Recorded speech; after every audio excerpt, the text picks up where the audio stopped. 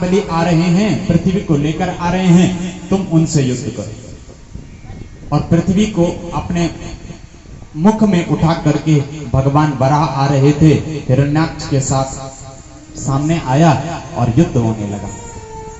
दोनों में युद्ध हुआ। हिरण्याक्ष का मतलब होता है लोभ। हिरण्य कहते हैं सोने को, अक्ष मतलब जिसकी आंखों में 24 घंटे धन ही धन हो। तो धन आए कैसे आए, और उस लोभ को मारने के लिए एक श्रेष्ठ दिन की आवश्यकता होती है। और भगवान वराह और हिरण्याक्ष के बीच आपस में युद्ध होने लगा। के गिरे जो कुसा के रूप में निकले, उत्पन्न हुए, और भगवान ने उस हिरण्याक्ष का वध किया। राजा परीक्षित कहने लगा, महाराज कि प्रभु ये हिरण्याक्ष कौन था? तो बताया, भगवान वैकुंठ में उनके दो पार्षद हैं, जय और विजय। तो एक बार सनकादिक से आ रहे थे भगवान से मिलने के लिए, इन्होंने रोक दिया कि तुम अंदर नहीं जा सकते। इन्होंने कहा कि तुम हमें भगवान से मिलने से रोकते हो, जाओ, तुम राक्षस योनि में उत्पन्न होगे। और दोनों जय विजय इन लोगों के चरणों में गिरकर माफी मांगने लगे। तो इन्होंने कहा कि जाओ, तुम्हारे उद्धार के लिए भगवान स्वयं धरती पर अवतार लेंगे। और यही जय विजय हिरण्याक्ष और हिरण्यकश्यप बने। भगवान नारायण को होते हैं पार्षद, भगवान शंकर के होते हैं गण, और यमराज के होते हैं दूत।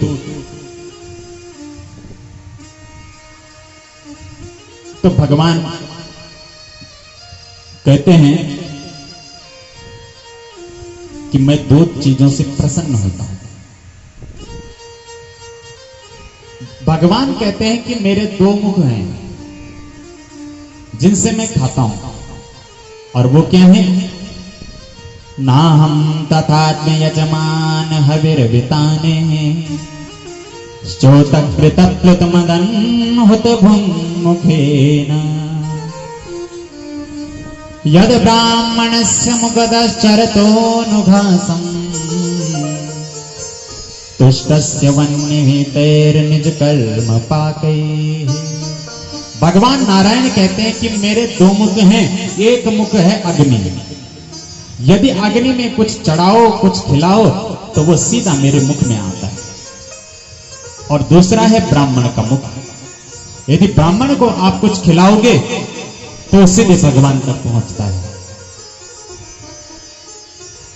तो भगवान कहते हैं कि यदि मुझे खिलाना हो तो अग्नि या ब्राह्मण के मुख से मुझे खिलाया जा सकता है। तो भगवान ने हिरण्याक्ष का वध किया। देवताओं ने स्तुति की, नमो नमस्ते अखिल यज्ञ तंतवे स्थितो गृहीतामल सत्त्वमूर्तये दिष्ट्या हतोऽयं जगतामतुन्दरन् त्वत्पाद भक्त्या वयमीश निर्वृताः। सभी देवताओं ने भगवान की स्तुति की। और फिर इसमें ब्रह्मा जी की जो सृष्टि है 84 लाख योनियां हैं, तो बताए कि इसमें 20 लाख स्थावर हैं, 10 लाख पक्षी हैं, 30 लाख पशु और 4 लाख मनुष्य हैं, और 20 लाख स्वेदजन। इनको मिलाकर के 84 लाख योनियां होती हैं। बोले राधे राधे, राधे राधे बीच में जरूर बोलना चाहिए। तो इस प्रकार से सृष्टि ने बताया। और जब पृथ्वी को ले आए बड़ा भगवान, तब मनु और शत्रु का तो राधे प्रियव्रतोत्तान पादो सुतो स्वायंभुवस्य वै यथा धर्मं जुगुपतुः सप्तद्वीपवती महीयम्। कहते हैं इनके 2 बेटे हुए, प्रियव्रत और उत्तानपाद, और 3 बेटियां थी, आकुति, देवहूति और प्रसूति। आकुति का विवाह रुचि प्रजापति के साथ हुआ, और आकुति और रुचि प्रजापति की जो संतान थी वो हुए यज्ञ, भगवान का यज्ञावतार हुआ। दूसरी बेटी थी देवहूति। अब देवहूति जब जवान हुई तो मनु ने सोचा कि इसका विवाह करना चाहिए। बोलो राधे राधे। तो ब्रह्मा जी के पुत्र थे कर्दम ऋषि। कर्दम ऋषि तपस्या कर रहे थे। कर्दम ऋषि ने इतनी तपस्या की कि उनकी तपस्या को देख करके भगवान के आंखों से करुणा के जल प्रकट हुए और जहां पर वो जल गिरा वहां पर बिंदु सरोवर नाम का एक सरोवर है। कर्दम ऋषि को कहा तुम्हें क्या चाहिए? कर्दम ऋषि ने हाथ जोड़कर कहा प्रभु मैं चाहता हूं कि मुझे आपके समान पुत्र हो। भगवान ने कहा मुनिवर मेरे समान तो कोई और नहीं है, केवल मैं ही हूं। यदि आपकी इच्छा है तो मैं ही स्वयं तुम्हारे घर पुत्र बन करके आऊंगा। कर्दम ऋषि प्रसन्न हुए कि स्वयं भगवान मेरे घर आएंगे, तो तपस्या करके वापस आए। इधर मनु और नारद जी अपनी बेटी के लिए लड़का ढूंढने के लिए गए। हमारे यहां लड़की को देखने जाते हैं, लेकिन यहां लड़की वाले लड़का को देखने आ रहे हैं। और कर्दम ऋषि को देखने देवहूति, मनु और नारद जी आए।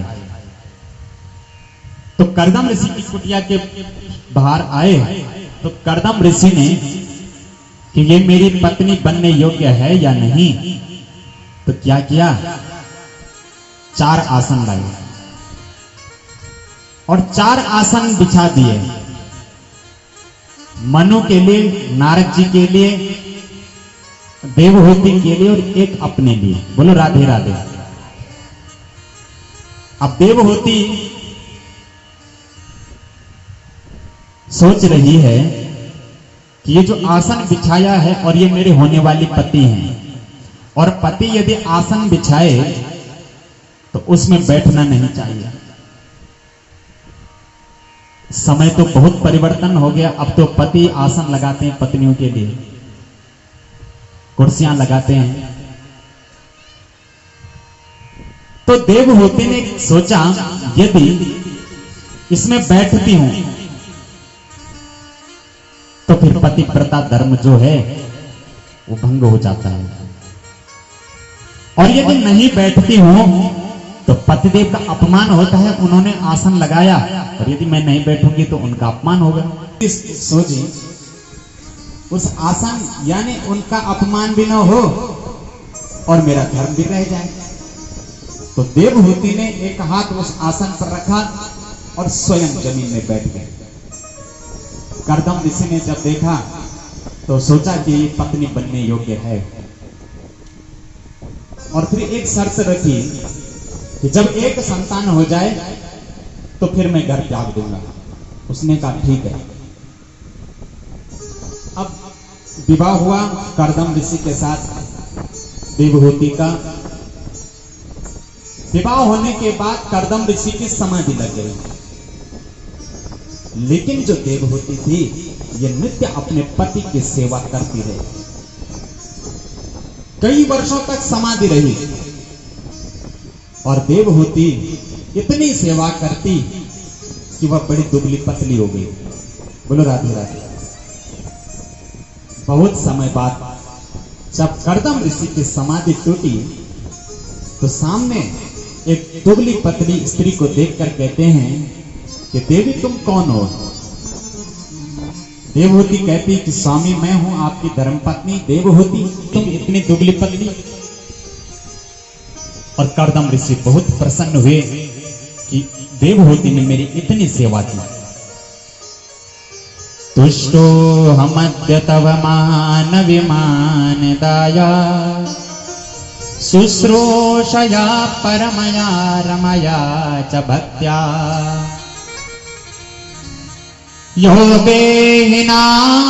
योगेहिनामयमतीव सुरीत् स्वदेहो